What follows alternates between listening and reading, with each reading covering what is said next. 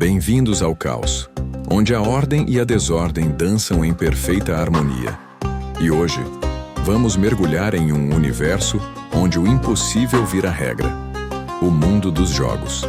Muito antes dos gráficos, antes das telas, existiam os jogadores.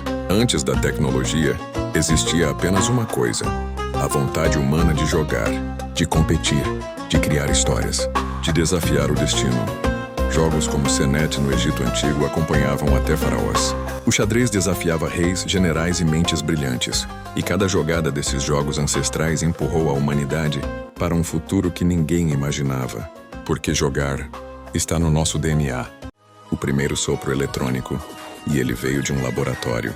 Em 1958, em um laboratório que não tinha nada a ver com diversão, o físico William Higginbotham olhou para um osciloscópio, uma tela verde e fria, e pensou: e se eu transformar isso em diversão? Nascia Tennis for Two. Não tinha cor, não tinha som, não tinha história, mas tinha algo poderoso. Era o primeiro jogo eletrônico criado para divertir pessoas. 2 botões, uma bolinha que subia e descia, e a sensação mágica de jogar algo em uma tela pela primeira vez. Se não existisse Tennis for Two, não existiria Wii Sports, não existiria Mario Tennis, talvez nem existiriam videogames como conhecemos. 1962, quando o espaço cabia em um computador gigante. 4 anos depois, estudantes do MIT criaram Space War, e pela primeira vez, um jogo tinha alma digital.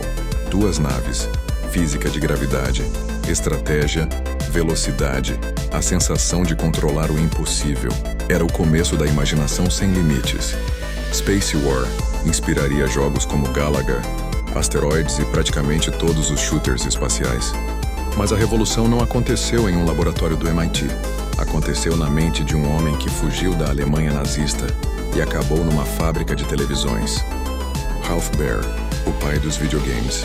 Ele olhou para a TV e pensou: e se a gente pudesse usar a TV para jogar? Em 1967, ele criou a The Brown Box. Era primitiva rústica, mas era a primeira vez que alguém pensava em levar os jogos para a sala de estar. Em 1972, a Brown Box virou o Magnavox Odyssey, o primeiro console da história. A caixa marrom não era apenas um protótipo, era um portal.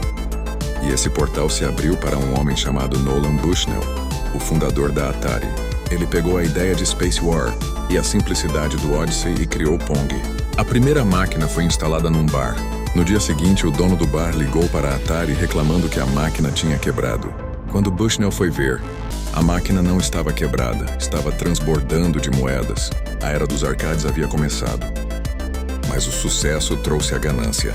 O mercado foi inundado com consoles e jogos ruins. Em 1983, a indústria de videogames quebrou.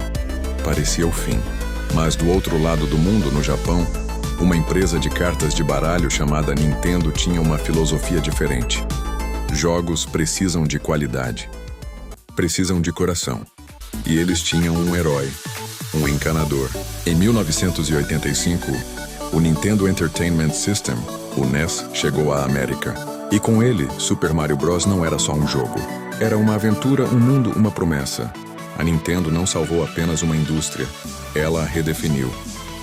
A Nintendo reinou soberana, mas o trono nunca fica vazio por muito tempo. Do outro lado, uma nova desafiante se erguia, Sega. E ela não veio para brincar. Sua arma, atitude. Enquanto Mario era o herói confiável, a Sega criou seu oposto, Sonic, o ouriço. Rápido, rebelde, legal. Era a primeira grande guerra dos consoles, a batalha que dividiu pátios de escola e definiu uma geração, provando que a competição não era o fim, mas um novo começo. A guerra dos consoles era sobre velocidade e atitude, mas a próxima batalha seria sobre algo totalmente novo, uma nova dimensão. O 2D era o limite, mas o futuro era poligonal. Em 1994, a Sony entrou na arena com o PlayStation. Sua arma, o CD, que trouxe mundos gigantes e cenas cinematográficas dignas de Hollywood, como em Final Fantasy VII. A Nintendo respondeu com o Nintendo 64 e uma obra-prima, Super Mario 64A, que não apenas levou Mario para o 3D, mas escreveu o manual de como se mover em um espaço tridimensional. A revolução 3D não foi um salto gráfico. Foi o momento em que os jogos se tornaram mundos e nós, os exploradores. Os mundos 3D eram vastos, mas ainda eram jornadas solitárias. A próxima fronteira não era sobre mais polígonos, mas sobre mais pessoas. Enquanto o PlayStation 2 se tornava o console mais vendido da história, um novo gigante entrou na arena, a Microsoft. Seu Xbox não era apenas uma máquina, era uma promessa de conexão, uma promessa chamada Xbox Live. E essa promessa foi cumprida por um soldado de armadura verde. Halo não foi apenas um jogo, foi o evento que transformou o multiplayer de console de uma curiosidade em um fenômeno global. A partir daquele momento não estávamos mais apenas jogando, estávamos jogando juntos. A batalha pela conexão evoluiu para a guerra pela definição. PlayStation 3 e Xbox 360 brigavam com poder, entregando mundos em alta definição que beiravam o fotorrealismo. Mas enquanto os gigantes mediam força, a Nintendo mudou o jogo. Com o Wii, a revolução não estava na tela, mas nas nossas mãos. De repente, avós estavam jogando boliche na sala e os videogames eram para todos.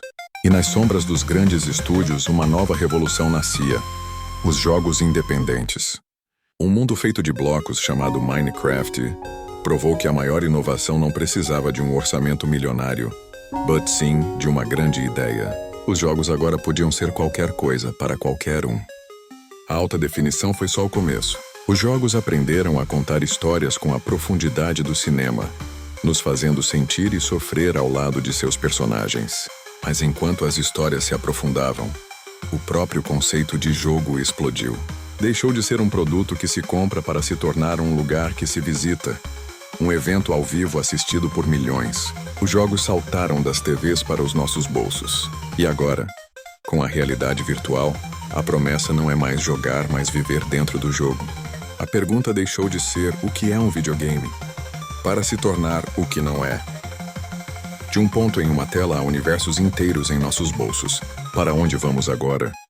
A inteligência artificial não apenas nos desafiará, mas criará mundos que nunca sonhamos. Os jogos viverão na nuvem, quebrando as barreiras do hardware. Eles se tornarão o lugar onde nos conectamos, competimos e criamos. Mas por trás de cada polígono, cada linha de código e cada nova realidade, a verdade é a mesma do início. A tecnologia é apenas a ferramenta. A magia está em nós. No nosso desejo eterno de jogar, explorar, conectar e sonhar. O jogo nunca acaba, ele apenas evolui.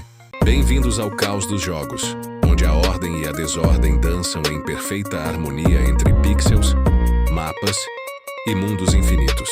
As equações de Fibonacci inspiram, através de suas telas, fragmentos de histórias antigas que se misturam com visões do futuro digital. Cada frame conta uma história diferente. Aqui, a matemática encontra a poesia dos comandos, a ciência abraça o mistério dos power-ups e as teorias mais loucas ganham vida diante dos seus olhos em cada missão, fase e desafio. Este é o caos onde o aleatório faz sentido e cada momento é uma nova descoberta em um universo cheio de aventuras. Até a próxima jornada pelo inexplicável dos games.